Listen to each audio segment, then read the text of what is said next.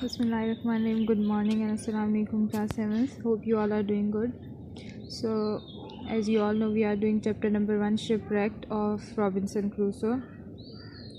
And what we have read so far we have read that Robinson is now on an island and he is all alone there. He doesn't have any food or clothes or any weapons to protect himself from enemies or wild animals.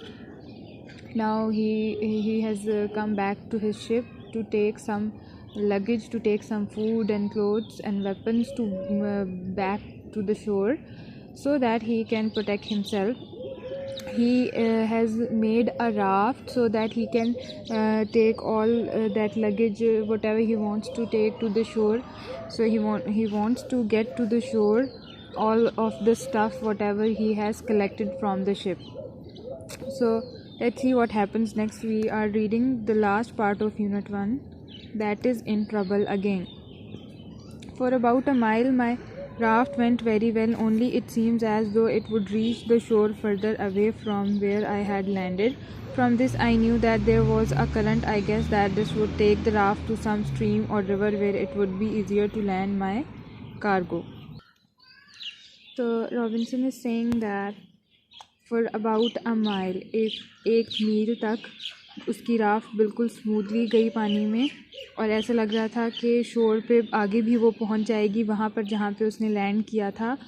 और यहाँ से उसको मालूम हुआ कि पानी में current था. जो पानी में यूजुअली करंट होता है जो कि चीज़ों को फ्लोट करता है पानी के ऊपर.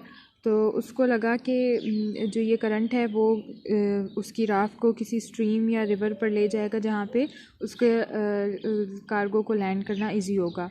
I was right. In front of me appeared a small opening in the land and I found the strong current flowing into it. I tried to guide my raft towards the opening as well as I could, but here I almost had a second shipwreck. So he was right. Whatever he thought did happen.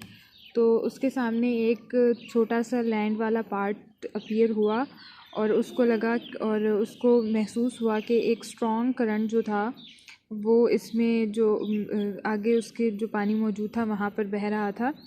तो उसने अपनी जो raft को जो ores थे उसकी help से guide करने की कोशिश की जो आगे की तरफ, लेकिन वहाँ पे फिर से उसकी जो राफ्ट थी वो ऑलमोस्ट फिर से डिस्ट्रॉय होने वाली थी. One end of the raft ran on to a sand bank and the other end sank down dangerously into the water. एक जो वहाँ पे थी सैंड बैंक पे यानी रेत जो वहाँ पे होती है उस पर एक एंड वहाँ पे चला गया था और एक बिल्कुल पानी में ड्राउन होने वाला था. In another moment all my cargo would have fallen off the raft into the sea. तो जो राफ्ट थी वो बिल्कुल टेढ़ी हो चुकी है. आधी जो राफ्ट है वो पानी के अंदर है और आधी राफ्ट जो है वो सैंड पे है. और अगर थोड़ी सी भी और मूवमेंट होती तो जो है सारा सामान राफ्ट से गिर जाता. The water was not deep so I jumped of. वहाँ पे पानी बहुत गहरा नहीं था तो वो राफ्ट से उतर गया. I put my back against the chest to keep them in place but I could not push the raft off the sand bank. उसने पानी में छलांग लगा दी और उसके बाद जो राफ्ट उस पर जितने भी बॉक्सेस थे उसके साथ जो है अपनी चेस्ट की हेल्प से उसको जगह पे करने की कोशिश की, लेकिन वो उनको पुश नहीं कर सका क्योंकि और ना ही सैंड बैंक से राफ्ट को पुश कर सका. I was afraid to move so I had to stand there for nearly half an hour. वो वहाँ से मूव करने के लिए डर रहा था तो वो इसी तरह वहाँ पे हाफ एन आवर के लिए खड़ा रहा अपनी राफ्ट को पकड़ के. By that time the tide had risen a little more and my raft floated off easily. पानी जो था वो अब ऊंचा हो चुका था, उसका जो फ्लो था और वो थोड़ा ऊंचा हो चुका था तो वहाँ पर अब इजीली जो है उसकी राफ्ट आगे फ्लोट कर सकती थी. The tide carried me to the mouth of a little river with land on both sides and I looked for somewhere to get ashore. जो उसकी जो पानी का बहाव था, जो फ़्लो था, उसकी वजह से वो एक दरिया के करीब पहुंचा और वहाँ पे करीब जो थे दोनों साइड्स पे लैंड थी और वहाँ पर उसने किसी भी जो साहिल थी किनारे पे उतरने के लिए डिसाइड किया. At last I saw a place on the right bank of the river, and with great difficulty I guided my raft towards it. As I got nearer, I was able to reach the bottom with my oar to push the raft to the bank. तो उसको finally एक place मिल गई right side पे, जो right side थी, जो right किनारा था बैंक रिवर का, और वहाँ पे बहुत ज़्यादा मुश्किल से अपनी राफ्ट को उसने अपनी ओर्स की हेल्प से उस साइड पे लेके गया, right bank of the river की साइड पे लेके गया अपनी राफ्ट को। और जैसे ही वो करीब पहुँचा तो उसने अपनी ओर्स की हेल्प से राफ्ट को बैंक की तरफ पुश किया। But here I nearly lost all my cargo again. जब सैंड बैंक पे वो उसने लैंड करनी थी अपनी राफ्ट को, तो अगेन वो ऐसे हो गई थी कि उल्टी होने वाली थी उसकी raft. The raft about to turn around और he was about to lose all his cargo again, for the bank was so steep that there was no land. One end of my raft, if it ran on to the bank, would be much higher than the other, and all my cargo would slip off into the water.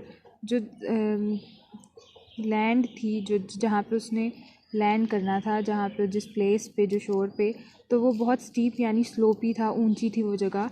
और अगर वो वहाँ पे अगर एक and उसकी raft का ऊपर होता तो दूसरा बहुत नीचे पानी में डूब सकता था।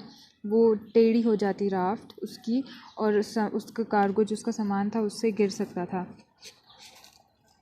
All that I could do was to wait till the tide was at its highest.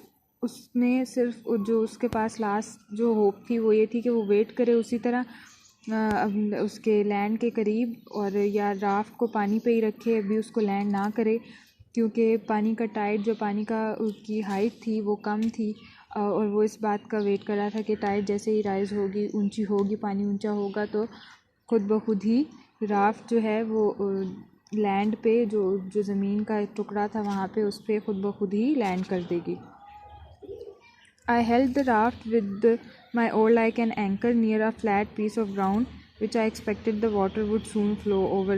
उसके करीब उसने अपनी राफ्ट को पकड़े रखा एंकर की तरह। एंकर एक टूल होता है जो कि शिप्स और बोट्स को साहिल पे, शोर पे उनको पार्क करते हैं। जैसे कार्स को हम पार्क करते हैं किसी जगह पे, वैसे ही शिप्स को या बोट्स को वहाँ पे, ताकि वो वहीं पे स्टे करें, वो फ्लोट ना हो पानी में, साहिल पे। वो इस तरह करने के लिए यूज़ होता है। तो उसकी तरह उसने अपनी राफ्ट को पकड़े रखा।